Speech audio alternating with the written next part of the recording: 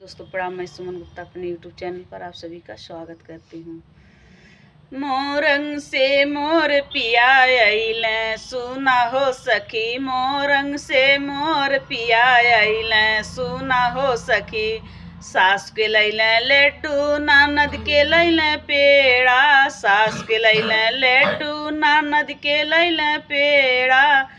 सुना हो सखी हमके ले अइलें बतासा, सुना हो सखी मोरंग से मोर पिया अइलें सुना हो सखी। लड्डू ते खाई गइलिन पेड़ा ओराई गइलें, लड्डू ते खाई गइलिन पेड़ा ओराई गइलें सुना हो सखी। चुरुर मुरुर करे बतासा, सुना हो सखी चुरुर मुरुर करे बतासा सुना हो सखी। मोरंग से मोर पिया अइलें सुना हो सखी।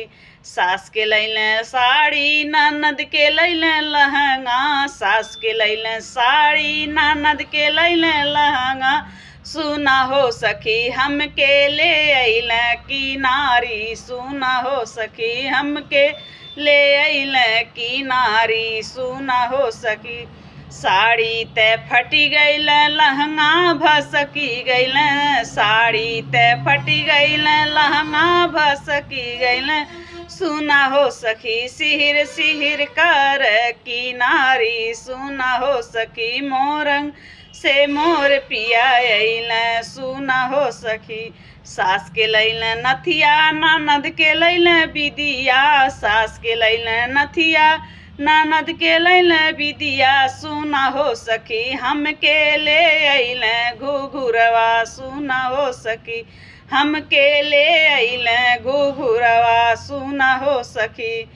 नथिया ते टूटी गइलें बिदिया बिगड़ी गइलें, नथिया ते टूटी गइल बिदिया बिगड़ी गइल सुना हो सखी। झुनुन मुनुन बाजे घुघुरवा सुना हो सखी। मोरंग से मोर पिया अइलें सुना हो सखी, मोरंग से मोर पिया अइलें सुना हो सखी।